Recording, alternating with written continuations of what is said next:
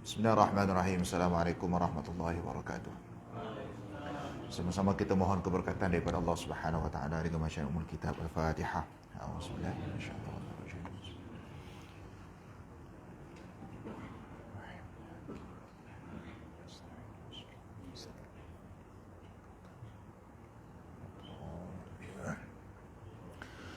Bismillahirrahmanirrahim. Alhamdulillahirabbil alamin wassalatu wassalamu ala sayyidil anbiya'i wal mursalin wa ala alihi wa sahbihi ajma'in. Allahumma ja'alna Qur'anal karima rabi'a qulubina wa nura sudurina wa dhahaba humumina wa ahzanina. Allahumma arhamna bil Qur'an waj'alhu lana imama wa nura wa hudan wa rahmah. Allahumma dhakkirna bil Qur'an ma nusina wa 'allimna minhu ma jahilna warzuqna tilawatahu ana al-laili wa atrafan nahari 'ala wajhi ridika 'ana waj'alhu lana hujjatan ya rabbal alamin. Sallallahu nabiyana Muhammad wa ala alihi wa sahbihi wa baraka wa sallam. Alhamdulillah. Bismillahirrahmanirrahim. Alhamdulillahirabbil alamin wa bihi nasta'in wassalatu wassalamu ala rasulihil amin wa ala alihi wa sahbihi ajma'in. Subhanaka la ilma lana illa ma 'allamtana innaka antal alimul hakim. Allahumma rabbi shrah li sadri wa yassir li amri wahlul 'uqdatam min lisani yafqahu qawli wa la haula wa la quwwata illa billahil aliyyil azim. Wa ba'd.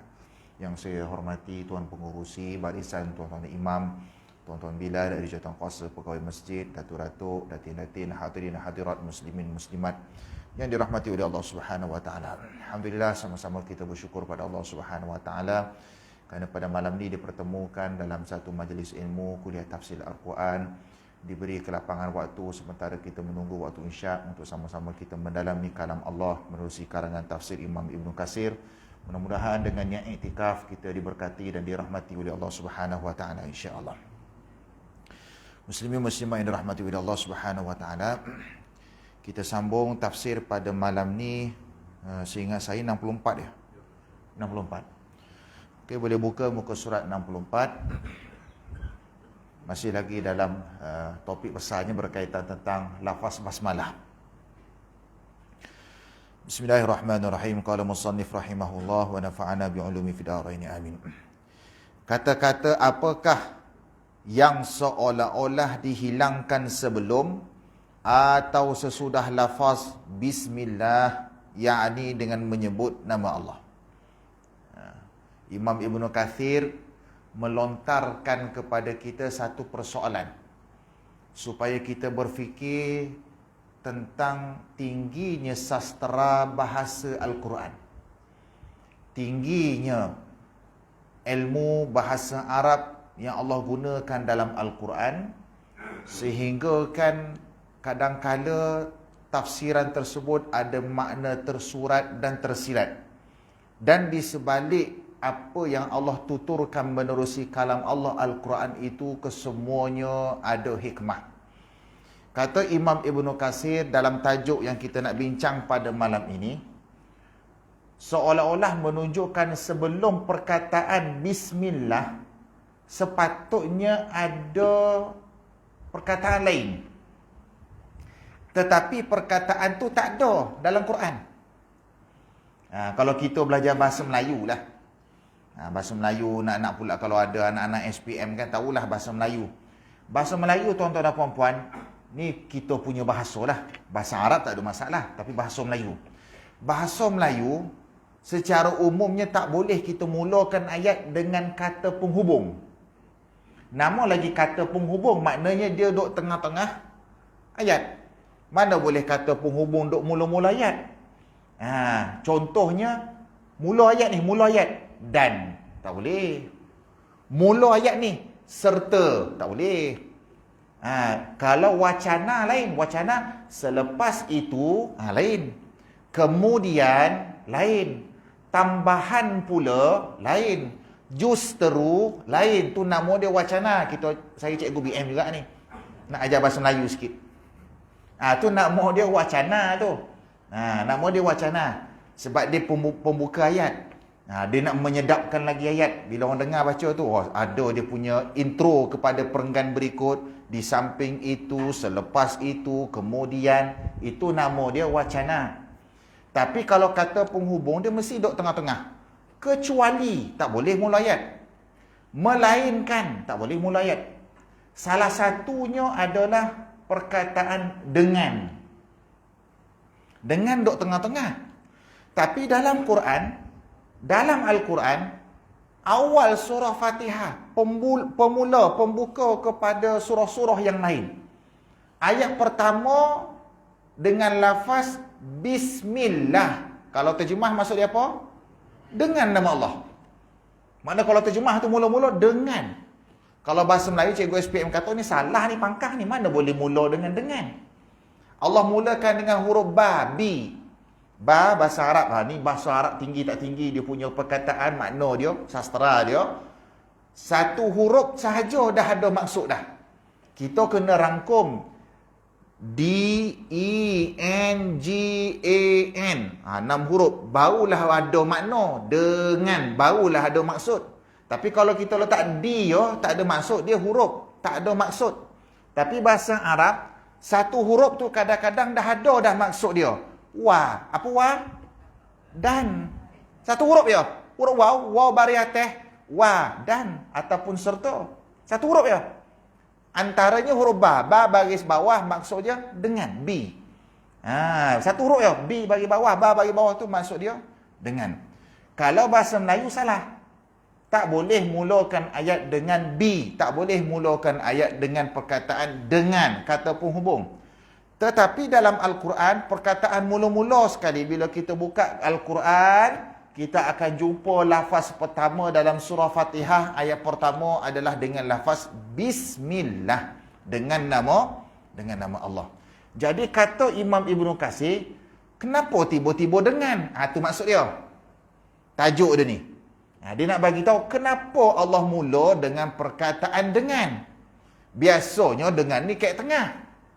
Jadi artinya seolah-olah sebelum dengan tu ada perkataan-perkataan lain tetapi Allah buang. Itu maksud dia.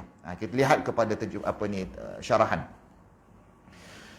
Dari huraian di bawah ini, jelaslah bagi kita bahawa dua pendapat di kalangan ahli nahu dan dalam masalah apa yang dikaitkan dengan huruf ba pada ucapan bismillah.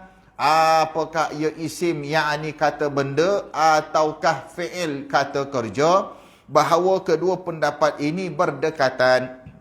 Artinya kata Imam Ibn Katsir, berdasarkan kepada pandangan dan syarahan di kalangan ulama nahu. Ulama nahu ni ulama bahasa, ulama tata bahasa, ulama pakar dalam bahasa Arab.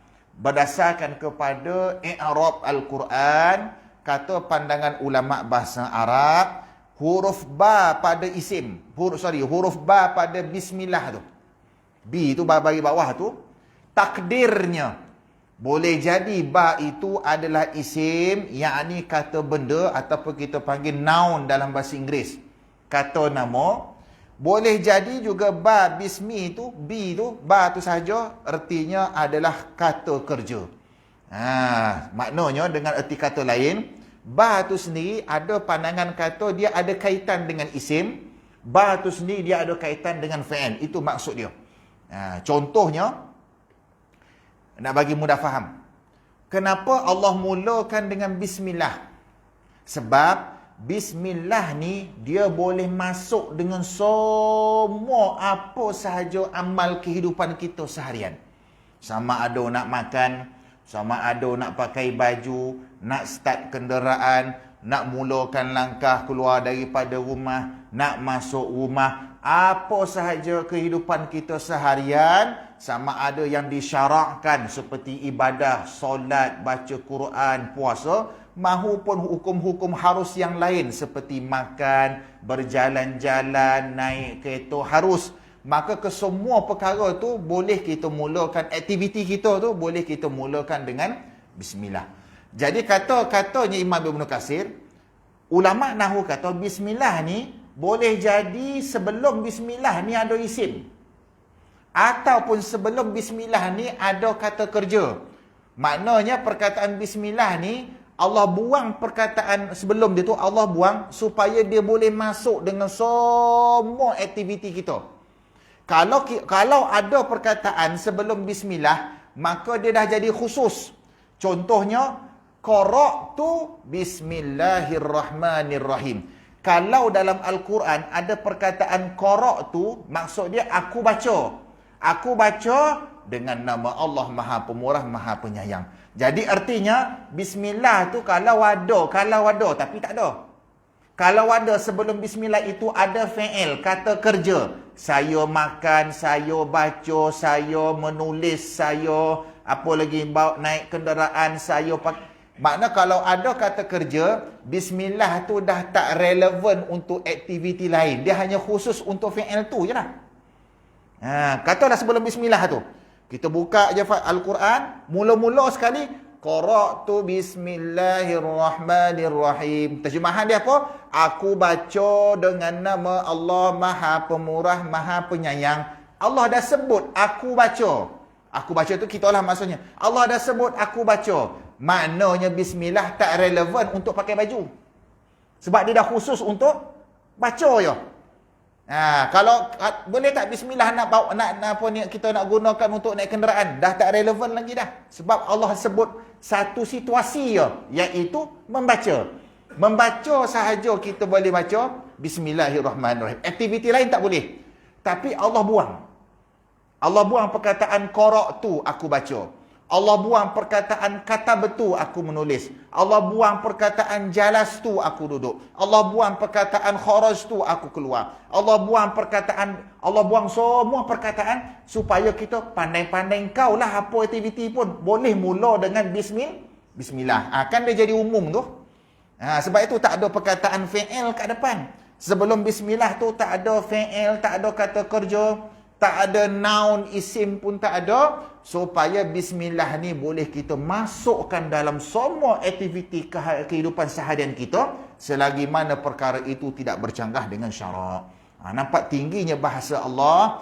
Allah Subhanahu Wa Taala nak hamba-hambanya sentiasa mulakan sesuatu itu dengan menyebut nama Allah. Sama ada dalam amal ibadah yang disyarakkan seperti solat yang saya nyatakan tadi, baca Quran, berzikir, puasa dan sebagainya, maupun aktiviti-aktiviti kehidupan kita yang selain daripadanya. Kalau kita mula dengan bismillah, yang kita lakukan kehidupan seharian itu juga boleh jadi ibadah. Asalnya makan itu harus. Asalnya makan itu harus. Asalnya minum itu harus. Tapi oleh kerana kita mula dengan bismillah, makan tu jadi ibadah. Minum itu kita mula dengan bismillah, minum itu jadi ibadah. Asalnya berjoging itu harus. Tapi kalau kita mula dengan bismillah, jadi ibadah. Kita berjoging tu niat untuk kesihatan, supaya kita sihat tubuh badan, boleh menjalani amal ibadah dengan baik. Supaya kita sihat tubuh badan, kita boleh tunaikan tanggungjawab sebagai suami, sebagai ayah kepada anak-anak. Jadi kehidupan seharian, apa sahaja kita buat, Allah syurkan. Allah galakkan. Sebab itu Allah buang fi'il tu, Allah buang kata kerja tu. Allah syurkan, galakkan kepada hambanya, mulakanlah apa sahaja kehidupan kamu dengan menyebut nama Allah Subhanahu Wa Taala. Adapun mengaitkannya dengan isim, maka takdir kalimahnya adalah bismillah ibtidai, seperti firman Allah Subhanahu Wa Taala, a'udzubillahi minasyaitonir rajim, wa qala rukabu fiha bismillahi majriha wa mursaha inna rabbi laghafurur rahim. Dan Nabi Nuh berkata, naiklah kamu sekalian ke dalamnya dengan menyebut nama Allah di waktu berlayar dan berlabuhnya. Sesungguhnya Rabbku benar-benar Maha Pengampun lagi Maha Penyayang. Surah Hud ayat 41. Tadi saya bagi contoh fi'il.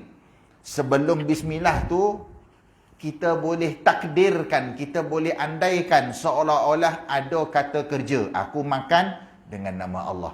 Aku baca dengan nama Allah. Aku duduk dengan nama Allah. Tapi aku duduk, aku baca tu Allah tak sebut. Supaya dia boleh masuk dengan semua aktiviti kita. Satu lagi takdir dari sudut i'rab bahasa Arabnya, kata ulama', iaitu sebelum bismillah itu ada perkataan dikaitkan dengan perkataan isim, iaitu perkataan seperti firman Allah majriha. Biasa kita baca kan ayat ni. Biasanya orang kata ni doa, boleh doa ni untuk naik kenderaan.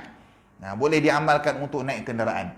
Tak kisahlah nak naik kapal ko, naik kapal terbang ko, boleh digunakan untuk naik kenderaan. Selain daripada doa yang masyhur, Subhanallazi sakhkhara lana hadza wa ma kunna lahu muqrinin wa inna ila rabbina lamunqalibun. Ataupun yang paling pendek, Bismillahi tawakkaltu 'alallah. Paling pendek.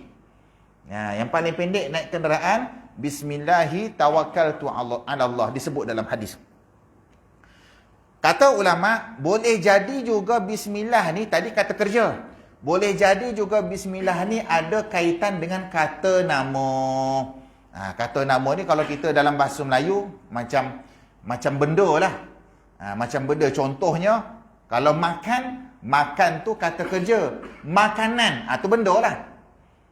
Tu benda lah. Itulah dipanggil sebagai noun tadi, isim tadi.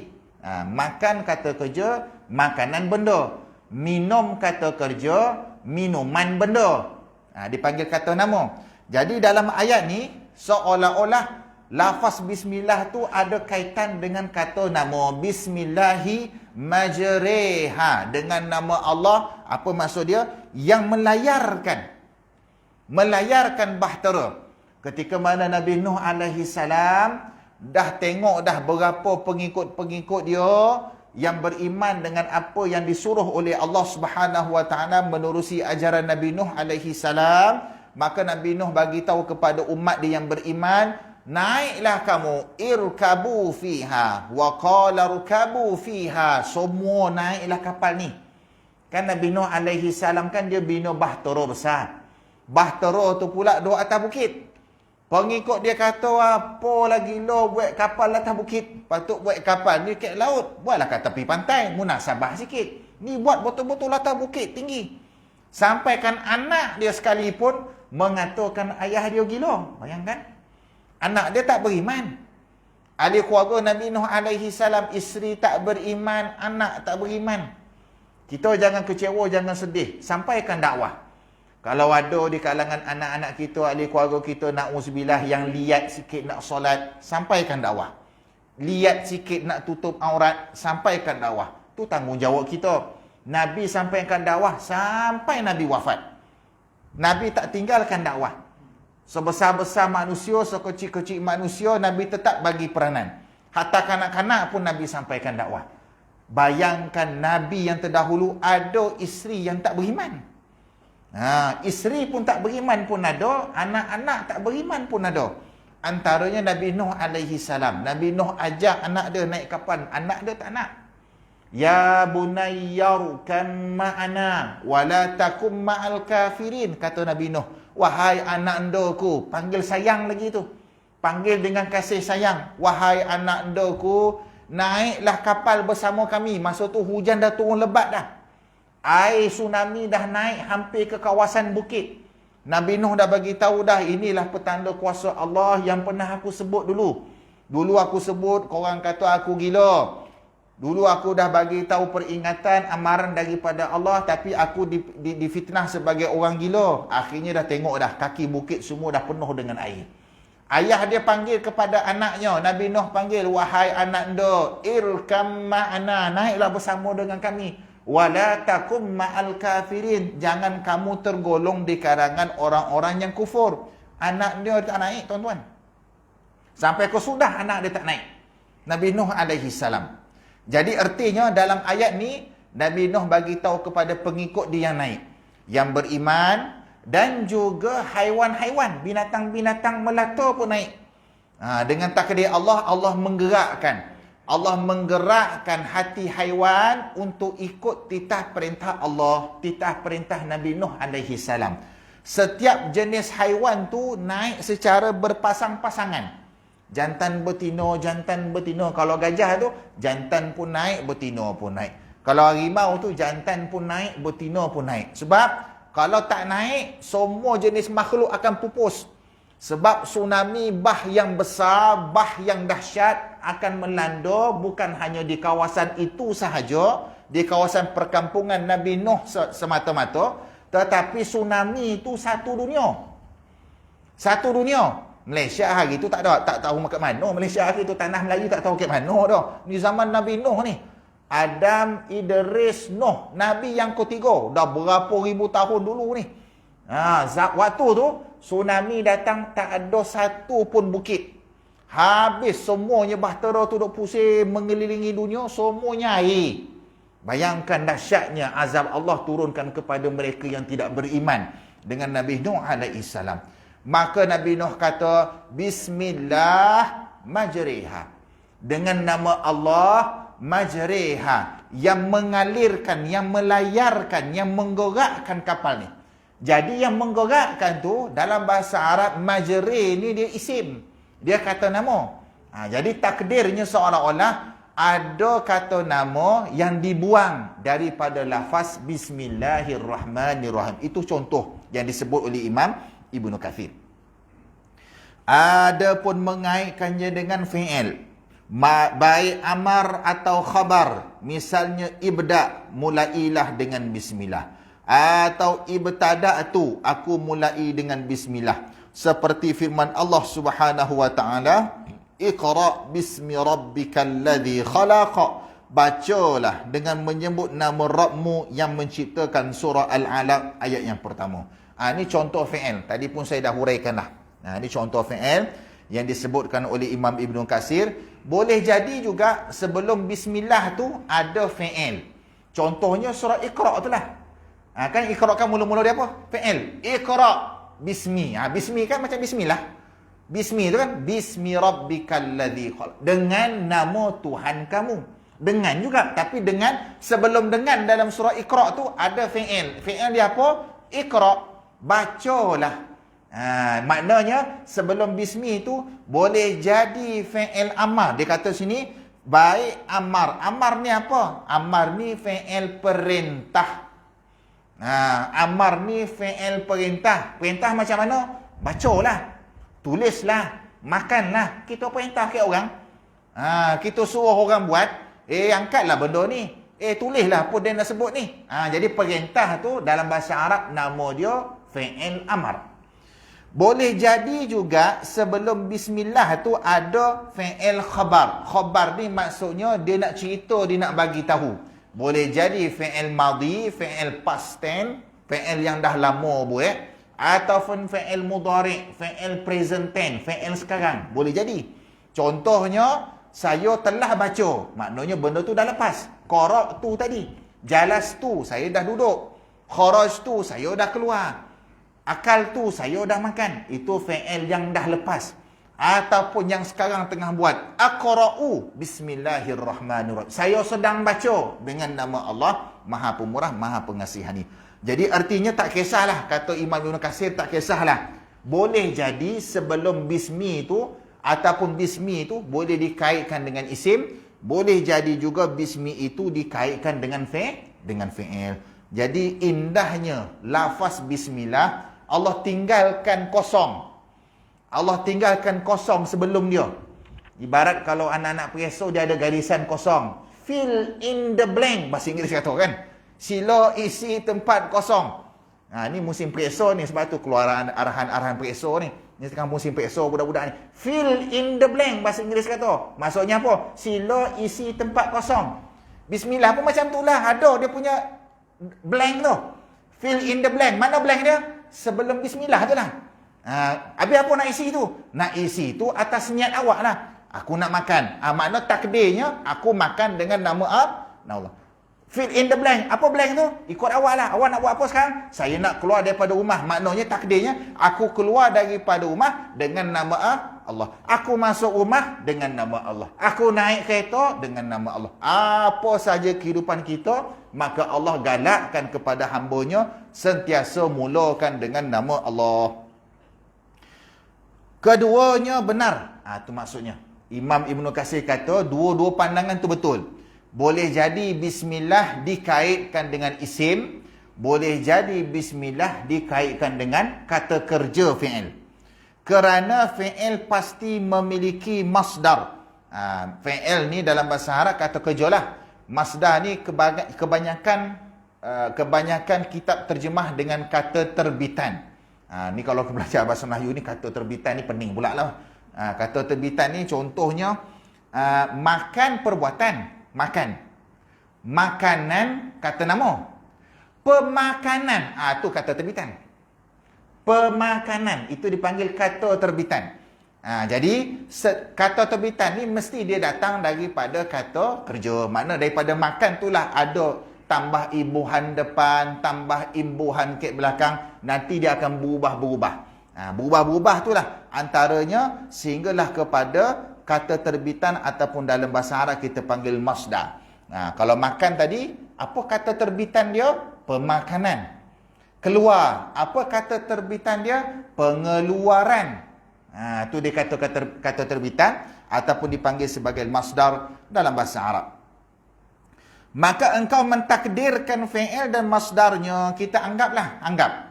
Sebelum bismillah tu kita anggaplah. Boleh jadi fi'il, boleh jadi masdar, boleh jadi isim, tak ada masalah.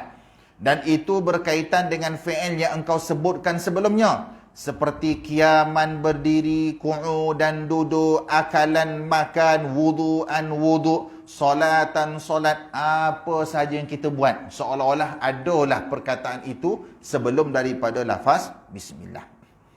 Maka yang disyariatkan adalah menyebut nama Allah sebelum memulai semua itu. Itu matlamat sebenar. Sebab itu Allah buang. Sebelum bismillah tu Allah buang apa saja perbuatan supaya dia boleh ngam, dia boleh masuk dengan semua aktiviti kita seharian. Kenapa? Kerana Allah Subhanahu Wa Taala nak menggalakkan hamba dia menyebut nama Allah. Mudah-mudahan aktiviti apa yang kita nak buat itu ada keberkatan. Bila kita nak mula bismillah, baru nak makan sebut bismillah, rezeki itu ada berkat. Kita nak minum, kita baca bismillah, minuman tu ada berkat. Kita nak naik kereta, baca bismillah, mudah-mudahan perjalanan kita berkat. Kita keluar daripada rumah, kita baca bismillah, mudah-mudahan keluar daripada rumah tu dipelihara oleh Allah Subhanahu Wa Taala daripada segala musibah.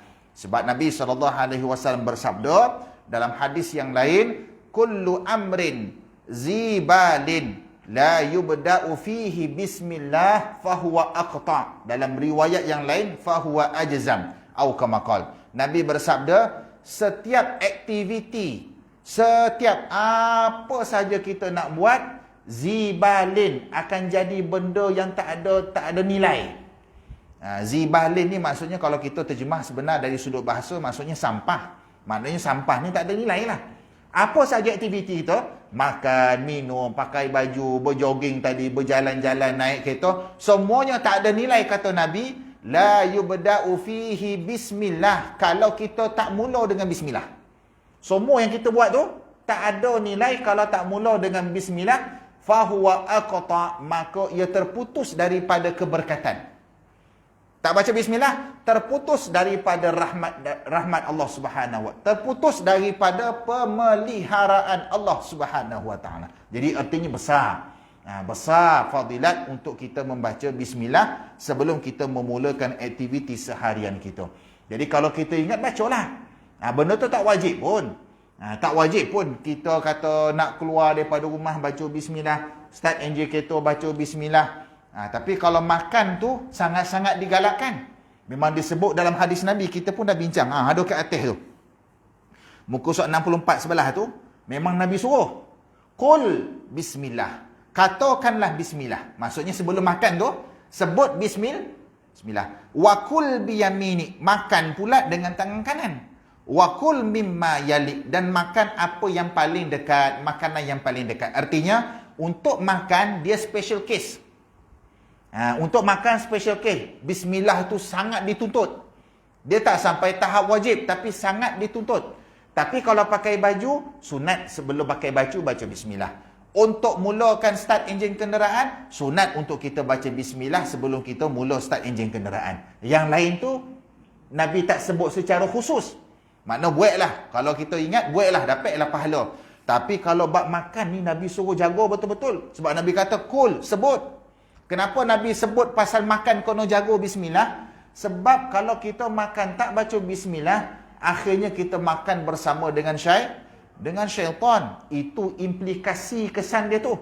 Kita makan, dalam makanan tersebut kita tak nampak. Dalam talam yang kita makan, dalam pinggan yang kita makan, rupa-rupanya dia duduk depan kita. Sama-sama jamah. Dia jamah tuan-tuan. Syaitan ni kalau makan dia tak telan. Kalau kita terlupa baca bismillah, kita dah makan. Syaitan pun makan. Tapi kita makan telan. Kita kunyah-kunyah telan. Syaitan tak telan. Dia makan-makan, dia kehek balik. Dia muntah balik. Yang muntah tu yang, ui, sedap pula kita makan. Oh, sedap. Selera makan. Menambah-nambah. Dah nak habis. Baru tengok, ya Allah, bismillah tak baca. Kenyang syaitan tu. Syaitan bukannya kenyang telan. Dia suka dia nak kacau anak cucu Adam. Sebab itu kalau kita teringat, katalah mula-mula tu terlupa. Dah tengah-tengah tu, betul-betul sikit lagi satu genggam yang terakhir baru teringat. Tak apalah, bacalah juga. Bismillahi awalahu wa akhirahu. Dengan nama Allah, dialah yang mula, dia yang akhir. Maka ketika itu juga on the spot syaitan akan muntah balik. Dia tak muntah dalam pinggan lagi dah. Dia muntah ke tepi. Itu hikmah di sebalik kita membaca bismillah sebelum makan, sebelum minum. Sebab itu Nabi sebut khusus. Aktiviti lain Nabi sebut umum. Nabi bagi tahu dalam hadis tadi, semua aktiviti kalau tak baca bismillah terputus berkat daripada Allah. Tapi bab makan Nabi sebut khusus.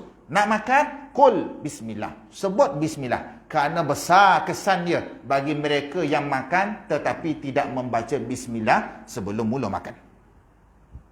Maka yang disyariatkan adalah menyebut nama Allah sebelum memulai semua itu untuk meraih berkah. Iaitu meraih keberkatan, kebaikan dan pertolongan agar pekerjaan itu sempurna dan dapat diterima. Itulah fadilat. Apabila kita membaca bismillah sebelum kita mulakan aktiviti seharian kita. Dan benda ni pun kita dah bincang sebelum ni dalam kuliah-kuliah yang lalu. Tentang pandangan ulama', adakah perlu kita baca bismillah tu sampai habis? Ataupun bismillah je? Perlu kau sebelum makan bismillahirrahmanirrahim? Ataupun cukup bismillah makan? Minum, adakah kena baca habis bismillahirrahmanirrahim baru minum? Ataupun pendek je, bismillah. Nak pakai baju, nak keluar rumah, semua sekali itu, adakah kena baca habis bismillahirrahmanirrahim ataupun cukup dengan bismillah? Yang ni kita dah bincang dah dulu. Dua-dua pandangan ada. Sebahagian ulama' kata baca sampai habis, sebahagian ulama' kata cukup dengan yang pendek sahaja. Dan hujah yang baca pendek itu seolah-olah lebih kuat daripada hujah yang kata baca habis. Sebabnya apabila kita baca pendek, kita bertawassul dengan nama Allah, semua 99 nama Allah. Dia umum. Bismillah. Umum. Dengan nama Allah. Kita sebut tak sifat yang mana? Tak sebut. Tapi kalau yang bismillahirrahmanirrahim tadi, kita dah sebut dua. Dengan nama Allah, apa sifat dia? Ar-Rahman. Sifat apa? Ar-Rahim. Maknanya kita minta dengan dua nama ya. Kita tawassul dengan Tuhan dengan dua nama ya. Tapi yang kalau yang pendek tadi, kita sebut bismillah, tak sebut mana-mana sifat pun. Maknanya seolah-olah kita minta dengan 99 sifat dan nama Allah Subhanahu wa taala. Insya-Allah. Azanlah. Siapa Bilal?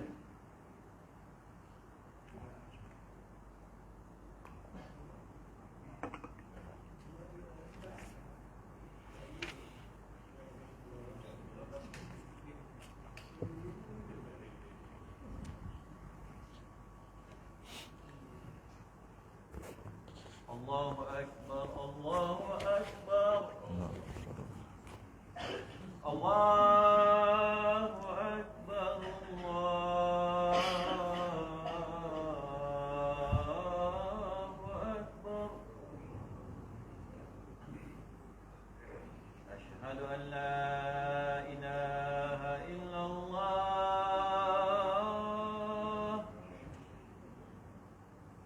Asyhadu an la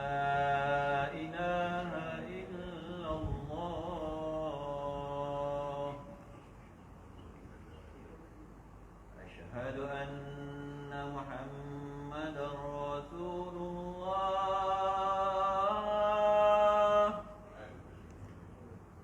أشهد أن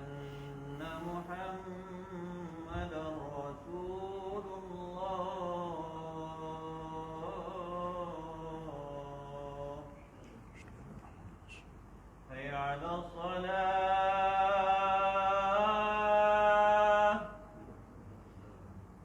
حي على الصلاة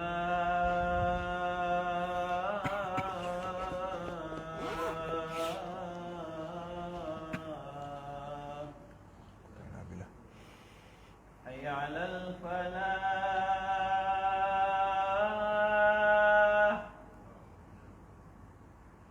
حي على الفلاح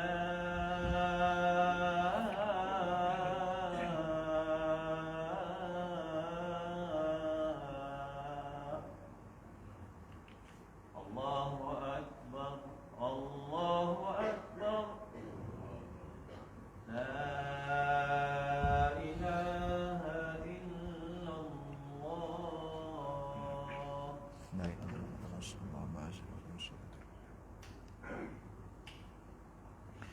Tuan-tuan dan puan-puan yang dirahmati oleh Allah Subhanahu Wa Taala, kita ambil sikit lagi satu tajuk lah. Sebab kalau tidak nanti kan kita lambat, nanti nak masuk tafsiran untuk ayat ayat kedua, ayat ketiga dan sebagainya. Kita sepintas lalu, kita masuk pada tajuk berikutnya, makna lafzul jalalah. Makna lafzul jalalah yakni Allah. Apakah yang dimasukkan dengan perkataan Allah? Allah ni kita panggil lafzul jalalah. Lafzu tu maksudnya lafaz. Lafaz dalam bahasa Melayu pun kita pinjam daripada perkataan bahasa Arab. Asal lafaz orang Melayu pun sebutkan lafaz. Lafaz tu daripada perkataan bahasa Arab, lafzu. Al-jalalah. Jalalah ni maksudnya lafaz yang paling agung. Lafaz yang paling mulia. Tak ada nama lafaz perkataan yang paling mulia melainkan ni lah, iaitu Allah.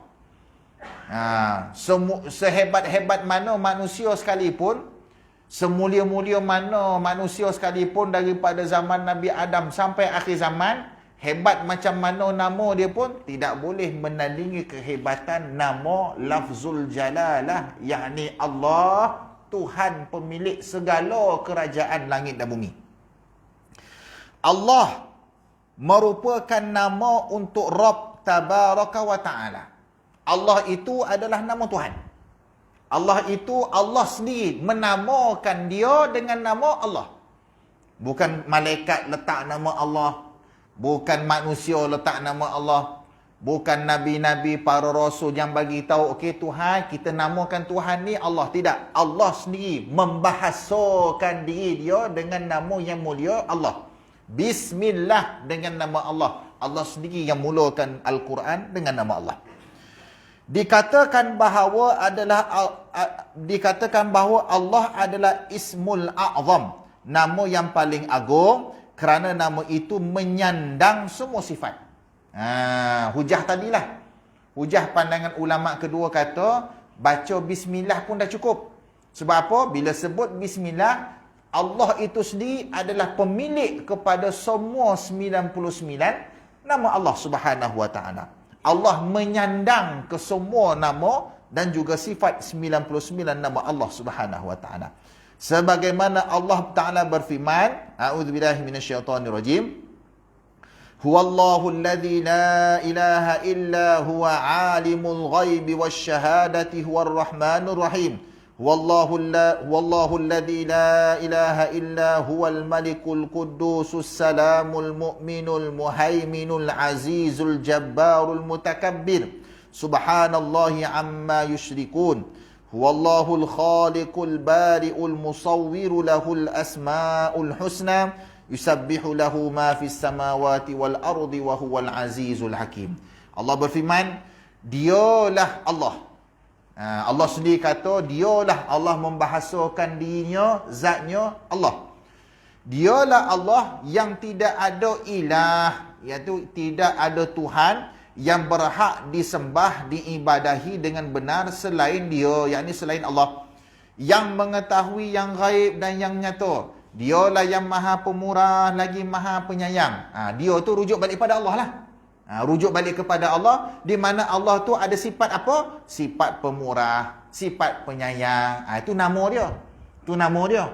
Nama kepada Allah, sifat kepada Allah. Dialah Allah yang tidak ada ilah, yakni Tuhan yang berhak diibadahi dengan benar selain dia. Dialah Raja, Al-Malik.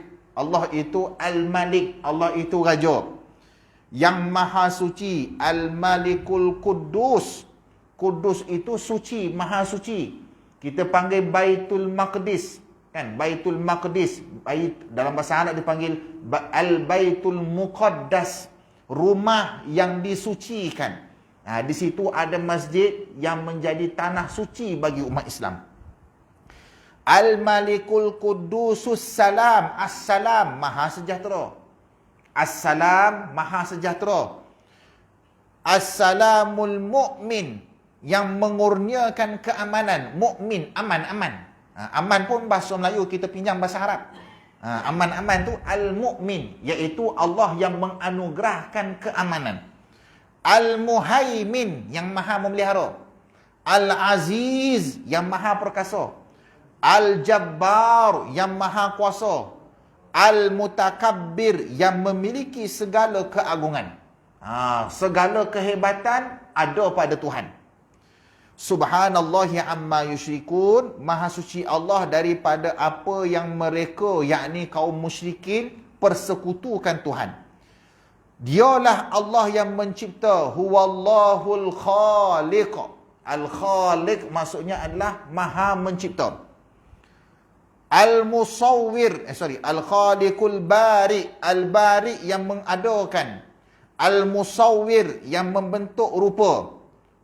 Yang mencipta, yang mempunyai lahul asmaul husna, yang mempunyai nama-nama yang baik, yang paling baik. Asmaul husna, maknanya yang dalam sebut ni sikit ya. Yang disebut tadi tu Ar-Rahmanur Rahim, Al-Malikul Quddusus Salamul Mu'minul Muhaiminul Azizul Jabbarul itu sikit baru tu. Jadi Allah bagi tahu lahul asmaul husna, ada lagi nama lain. Takkan nak sebut 99 semua kat sini. Sebut sikit je. Sebut yang utama-utama, yang masyhur-masyhur, yang biasa hambanya menyebut tawassul dengan nama Allah. Selebihnya terkandung dalam Al-Asma' Al-Husna. Nama-nama yang terpuji. Nama-nama yang baik. Bertasbih kepadanya apa yang ada di langit dan di bumi. Semua hamba-hambanya puji kebesaran Allah. Kata bertasbih kepada Allah. Kucing bertasbih kepada Allah. Sekecil-kecil yang kita tahu, semut pun bertasbih kepada Allah. Yang besar, haiwan besar, gajah, harimau, zirafah, yang kita tahu namanya, yang kita tak tahu, yang kita nampak, yang kita tak nampak. Semua makhluk bertasbih memuji kebesaran Allah Subhanahu wa taala. Tetapi kita tak tahu tasbih dia. Kita tak dengar, kita tak tahu cara baca dia, cara sebutan dia. Kalau kita tahu, kalau kucing boleh sebut Subhanallah, lari kita. Tak nak pera kucing tu dah campak. Apa kau ni boleh tasbih macam Dan?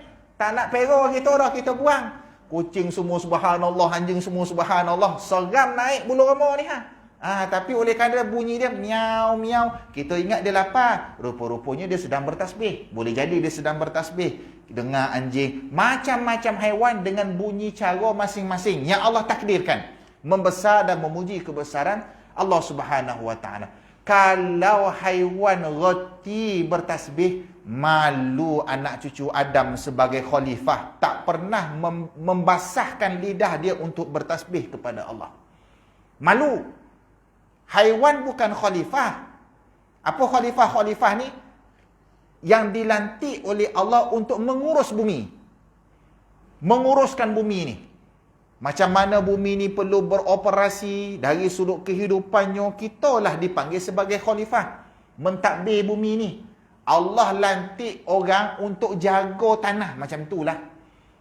Macam kita lah, kita ada kebun. Kita ada tanah.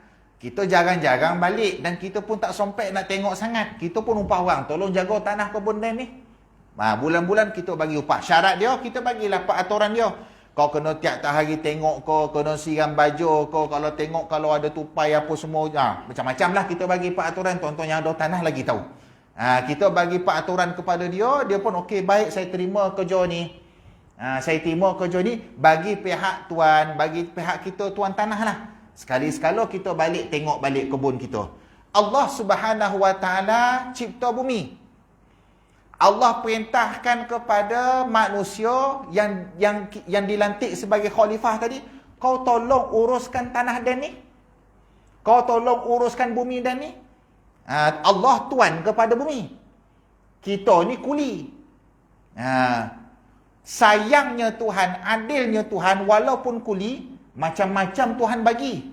Tuhan bagi rezeki, Tuhan bagi nikmat hidup, Tuhan bagi boleh mendengar, boleh melihat, boleh berjalan. Lawan Tuhan pun Tuhan bagi rezeki juga. Lawan Tuhan pun Tuhan bagi hidup lagi. Pergi konsert, masih hidup lagi. Saja selit sekali-sekala. Pergi konsert, siap sindir lagi. Saya pergi konsert tak runtuh pun stadium. Dah, macam cabar bunyi. Saya pergi konsert, elok tak ada ribut taufan pun. Bukan, ingat. Azab yang berlaku pada umat ni, kesemuanya Allah tangguh. Semuanya Allah tangguh. Sekali-sekala je datang pun.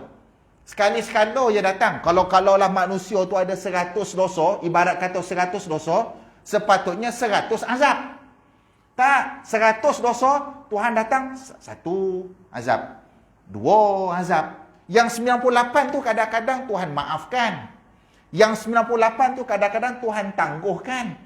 Sebab sayangnya Allah kepada Nabi Muhammad sallallahu alaihi wasallam. Baca balik Quran, baca balik tafsiran apa yang berlaku umat terdahulu. Kalau kata ada 100 azab, memang Allah bayar cash 100 dosa, memang Allah bayar cash 100 azab juga. Tak ada tangguh-tangguh dah umat terdahulu. Tapi kita pada hari ni, bila tengok tak ada sesuatu berlaku, lagi galak pula dia. Lagi seronok pula buat maksiat. Saya sebut banyak kali, Iblis, Allah laknat kerana bangga dengan amalan. Iblis, Allah laknat sampai kiamat, sampai bila-bila kerana dia takabur, bangga dengan diri dia. Dia bangga dengan amalan dia. Aku ni orang mulia, aku ni makhluk mulia.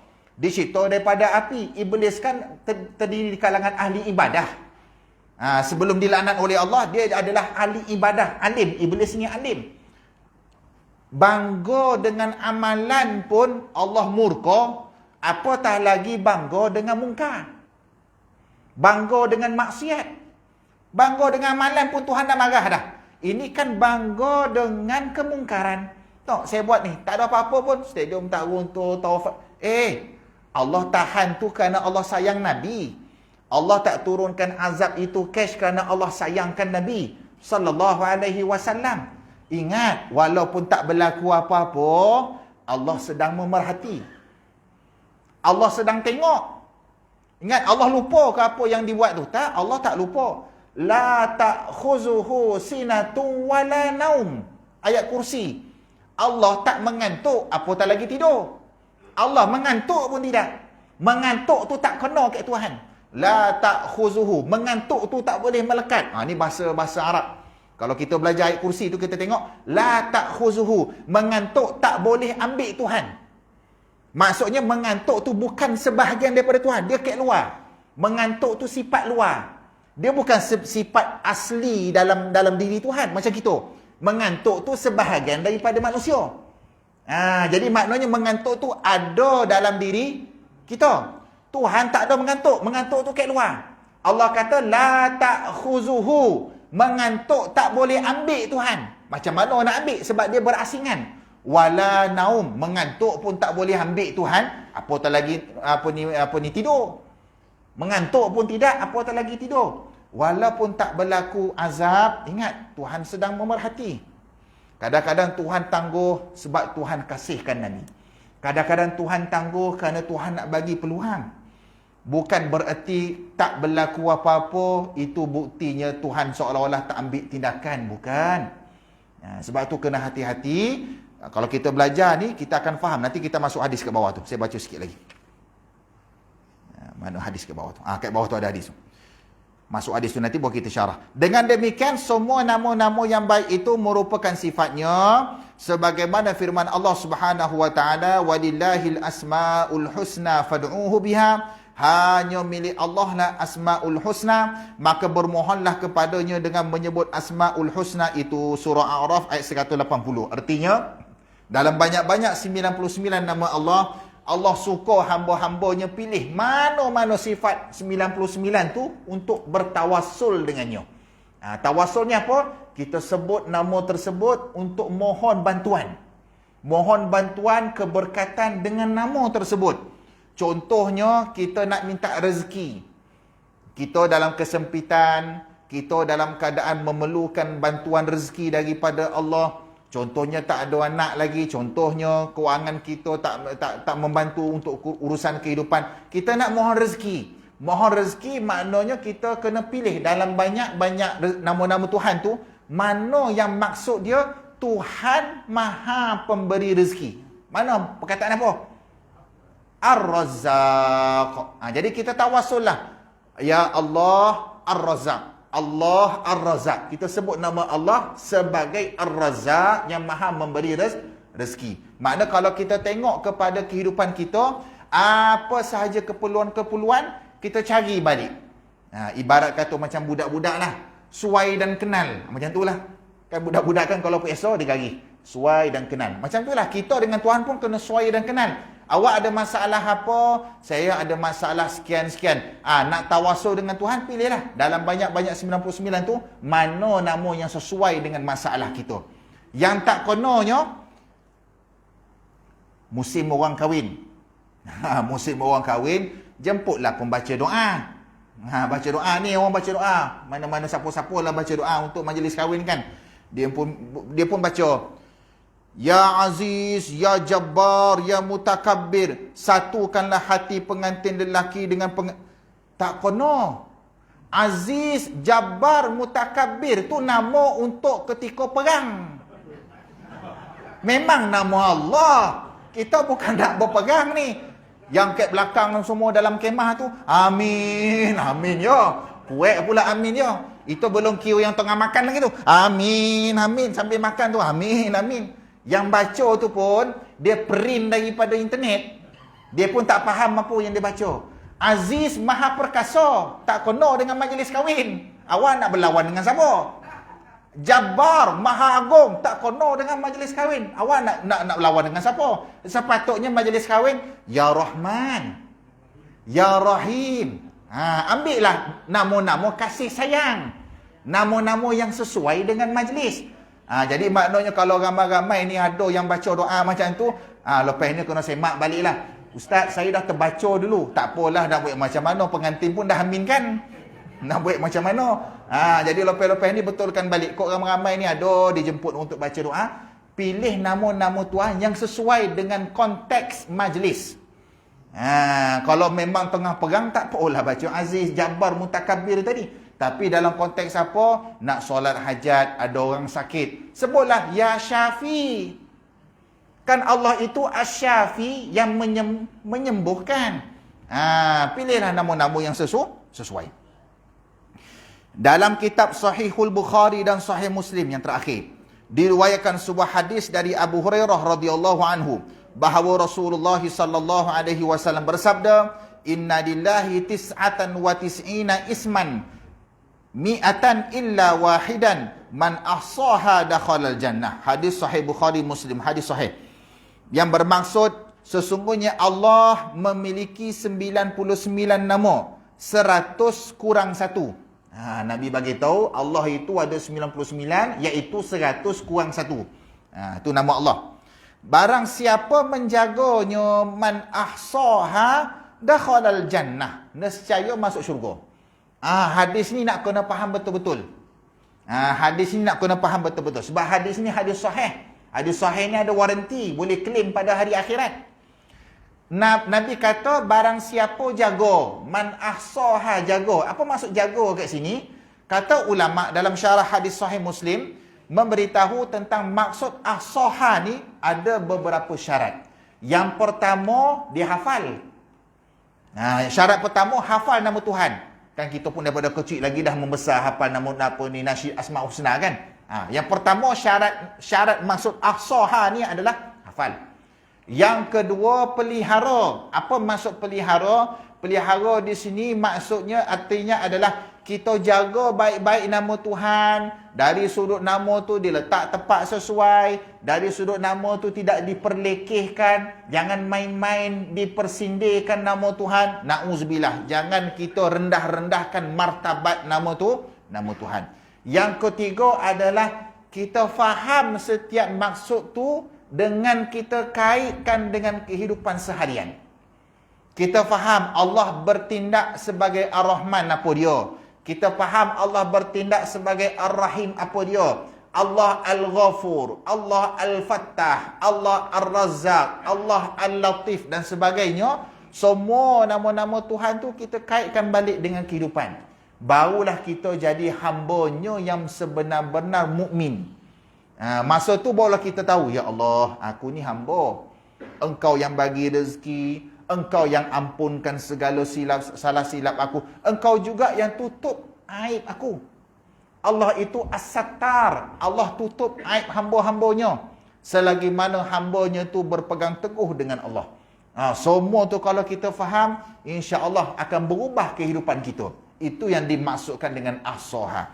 As-soha ni bukan hanya sekadar hafal. Kalau kita baca macam ni, barang siapa menjaganya. Maksud jaga ni, adakah gantungnya? Beli banyak-banyak nama-nama Tuhan ni, beli banyak-banyak 99 nama Tuhan, gantung kat ruang tamu, gantung frame 99 nama Tuhan dekat bilik. Cukup dah, jaga macam ni dah masuk syurga. Tak. Syarat nak masuk syurga kena faham semua tu. Bila kita faham tu, insya-Allah kita tunaikan kewajipan.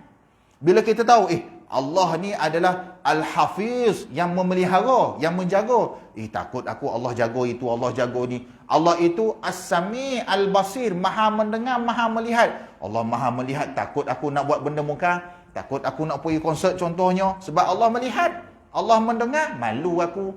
Jadi artinya, kehidupan kita tu dah jadi kehidupan yang berubah. Daripada sebelum ni kita tak kenal Tuhan, mungkin kita tak solat, mungkin kita tak pernah kenal, tak pernah jejakkan kaki di masjid. Bila kita faham makna nama Tuhan ni, kita akan berubah. Kita akan jaga solat, kita akan beramal ibadah, kita akan jauhkan diri daripada perkara mungkar. Bila dah berubah, barulah dapat waranti dia apa? Dakhalal jannah, masuk syurga. Bukan maksudnya gantung semata-mata tapi tak solat masuk syurga. Bukan hafal nasyid Asmaul Husna semata-mata tapi tak solat, tak masuk syurga. Bukan itu, bukan ini. Melainkan bagaimana kefahaman kita tentang maksud Tuhan itu, kemudian kita serapkan dalam diri kita, barulah kita hadir takut kepada Allah, bahawasanya Allah itu Tuhan, sentiasa memerhati, sentiasa mendengar, sentiasa ambil tahu apa yang dilakukan oleh hamba-Nya, dan kita ni pula tiada siapa-siapa melainkan hamba Tuhan, kuli Tuhan, kena laksanakan segala apa yang Tuhan suruh. Wallahu taala alam. Setakat tu dulu.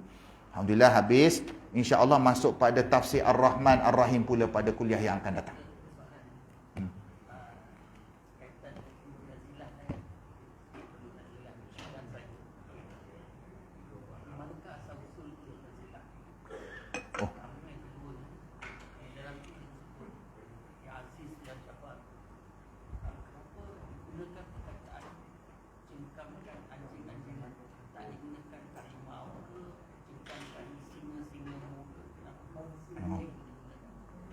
Baik, terima kasih kepada soalan-soalan ni agak mencabar. Saya pun tak sempat nak buat preparation. Soalan datang on the spot. Soalannya tanya sejarah datang asal-usul doa kunut nazilah. Tu nak kena tengok balik kitab hadis lah. Sejarah dia daripada bila, zaman bila datang kunut nazilah. Tu saya kena semak dalam kitab hadis dulu. Yang kedua, kenapa dalam nama-nama Allah, sebagaimana saya nyatakan tadi, dalam kunut nazilah ada perkataan Aziz. Ya Aziz, Ya Jabbar, ada nama-nama Allah dalam kunut nazilah, yang mana ketika itu sesuai untuk dibaca dalam konteks perang. Dalam konteks peperangan, kita minta tawassul dengan nama-nama Allah. Kemudian sampai kepada lafaz Allahumma sallit alaihim kalban min kilabik, Ya Qahar, Ya Jabbar, kan? Ya Allah, hantar kepada mereka musuh. Dalam konteks doa kunut nazilah kita pada hari ini, niat kita masa baca tu untuk Yahudi Zionis di Israel sekarang ni. Hantar kepada mereka, wahai Allah, kalban min kilabik, anjing daripada anjing-anjing kau. Soalan tanya, kenapa bukan rimau? Kenapa tak sebut rimau asadan contohnya? Kenapa tak sebut ular kau, apa serigala kau? Kenapa sebut anjing? Yang ni pun saya kena tengok syarah hadis dulu. Jadi soalan ni agak tinggi untuk dijawabkan serta-merta on the spot ni. Takut tersalah di pihak saya, takut nanti bila salah saya tak amanah pula dengan ilmu. Ilmu kena amanah. Kita jangan jadi pak pandai serba-serbi tahu. Imam Malik pun 40 soalan tanya, 4 je boleh jawab.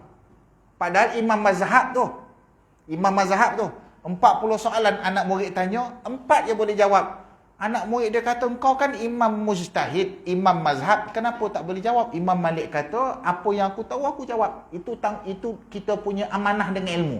Yang tak tahu, aku kata aku tak tahu. Allah dan Rasul lebih mengetahui. Jadi untuk soalan tersebut, saya hold dulu, tunggu pada kuliah yang akan datang, insya-Allah saya akan cuba jawab untuk persoalan tersebut. Wallahu a'lam.